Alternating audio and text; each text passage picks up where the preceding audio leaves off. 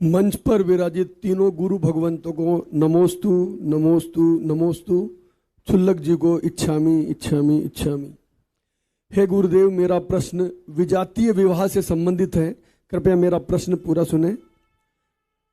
आजकल देखने में आता है कि विजातीय विवाह बहुत ज़्यादा हो रहे हैं और धर्म के अनुसार उनको मान्यता भी नहीं है। विजातीय विवाह होने के दो कारण मैं मानता हूँ। एक तो प्रेम प्रसंग के कारण, और एक गांव कस्बों में बच्चों की शादियां नहीं हो रही हैं, इसलिए मजबूरन माता पिता को वो शादियां करनी पड़ती है। तो मैं ये चाह रहा हूँ, जानना चाहता हूँ कि जैसे हमारे साधर्मी भाई हैं, जैसे हम खंडेलवाल जैन हैं, पोरवाल है, पल्लीवाल है, परवार हैं, अग्रवाल हैं, इनमें अगर विवाह होता है तो क्या वो भी विजातीय विवाह कहलाता है क्या? अगर विजातीय विवाह कहलाता है तो उसकी मान्यता आप धर्म गुरुओं को देनी चाहिए, जिससे हमारे बच्चे दूसरे धर्म के बच्चों को आपस में विवाह करने से रुक जाएं। ऐसा मेरा प्रश्न है आपसे। बहुत अच्छी बात है। सबकी अपनी अपनी मान्यताएं, बहुत सारे संघों की अपनी निजी मान्यताएं हैं। वो गोत्र शुद्धि और संकर आदि दोषों को भी बड़ी गंभीरता से लेते हैं। मैं उनको गलत नहीं कह रहा हूं, लेकिन समय बदल रहा है।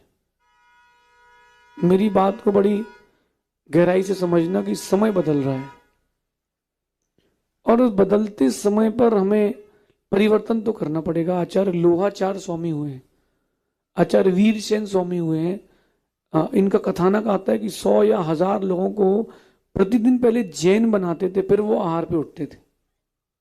कितनी बड़ी कठिन प्रक्रिया हो गई। और खंडेलवाल समाज की अगर बात की जाए तो सीकर के पास खंडेला है गांव, वहां सीकर शेखावटी, वहां खंडेला नाम का राजा था। उसके राज्य में महामारी फैली, और जिन जिन स्वामी ने उस महामारी को दूर करके उन सबको जैन दर्शन पर स्थापित किया, वो क्षत्रिय समाज थी। और आज वो खंडेलवाल समाज इतनी बड़ी समाज है कि भारत के कोने कोने में है, साधुओं की सेवा भी कर रही है और दीक्षा लेकर के आत्मकल्याण भी कर रही है। तो ऐसा कोई निषेध नहीं है, लेकिन उसकी विधि है। हम चीजों को इतनी इजीली खोल भी नहीं सकते और हम अव्यवस्थित भी नहीं कर सकते।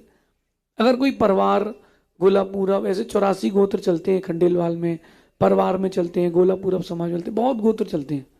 अगर इसने कोई परस्पर में विवाह कर लिया है तो मैं मानता हूं कि आहार लेने में कोई दोष नहीं है। जैन तो है, जैन ऐसा तो नहीं कि जैन नहीं है। पहले जब आचार्य भगवंत, मुनि भगवंत आहार लेने निकलते थे तो वैश्य, ब्राह्मण, क्षत्रिय तीनों वर्णों से आहार लेते थे। किसी का जैन देख करके नहीं जाते थे घर पे कि जैन है कि नहीं। पहले सभी लोग शुद्ध भोजन बनाते थे, शुद्ध भोजन की प्रक्रिया से आहार लेते थे। तो ऐसा कोई निषेध नहीं है। शूद्र आदि के लिए थोड़ी और अधिक मर्यादाएं, उनके लिए अपन चर्चा भी नहीं करते, लेकिन कोई ऐसा है तो कोई बाधा नहीं है। आचार्य भगवान विद्यासागर जी ने भी पुनर्स्थापित किया कई लोगों को। आचार्य भगवान गुरुवर विराग सागर जी, विशुद्ध सागर जी ने भी पुनर्स्थापित किया, और मैंने भी पुनर्स्थापित किया बहुत लोगों को। और उस पुनर्स्थापना का प्रतिफल ये मिला कि हमने बहुत सारे लोगों की जैन समाज में अभिवृद्धि देखी। और अभिवृद्धि कुछ इस प्रकार की हुई कि जितना आप लोग जो जन्मजात जैन है, पालन करते धर्म का, उससे अच्छा वो लोग भी कर लेते हैं। तो विद्वानों से भी मेरी बहुत चर्चा हुई। अपन को पुनर्स्थापना की प्रक्रिया पर आना है। अगर अपन पुनर्स्थापना की प्रक्रिया पे नहीं आए तो जैन दर्शन में जो जन्म ले रहे हैं वो और कम होते जाएंगे। रही बात विजाति की, अगर कोई प्रेम प्रसंग भी हो गया है तो शादी के पहले गुरुओं से आके संपर्क करना चाहिए।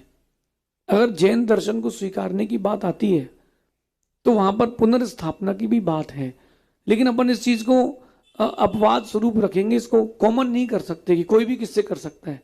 हर दर्शन में लिखा है कि अपने गोत्र वाले से ही शादी करें। अपने गोत्र से मतलब जो उनकी मर्यादाएं हैं। फिर भी अगर कोई ऐसा करता है तो मेरी तरफ से तो संख्या बढ़ रही है तो कोई बाधा नहीं है। हम हृदय बड़ा करके स्वीकारना सीखें, लेकिन धर्म की जो मर्यादाएं हैं, जो नियमावली है, उसका तो पूरा पालन करना अनिवार्य है। जैन दर्शन किसका है? जो माने सो उसका है, लेकिन उसकी सबकी अपनी अपनी एक मर्यादाएं, आगम के अनुरूप ही उनका एक्सेप्टेंस किया जाएगा। ये आगम की व्यवस्था। बाकी सामाजिक व्यवस्था जो है उसमें भी कड़े रहना चाहिए।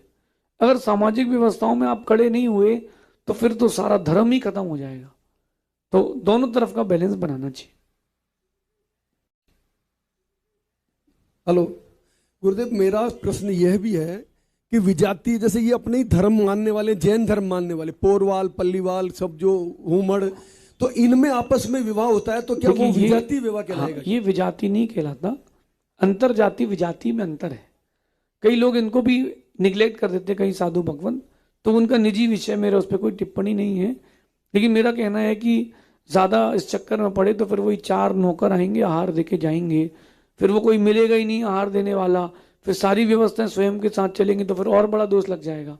इसलिए जो समाज का परिवेश है उसको स्वीकारें। आचार्यों ने श्रावक के चरणान योग में समय समय में परिवर्तन किया है।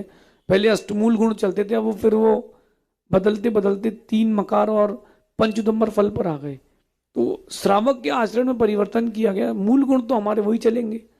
तो इस प्रकार से परिवर्तन करना चाहिए, लेकिन स्वयं की इच्छा से नहीं, धर्म गुरुओं से निर्णय लेकर के, ऐसा समझिए।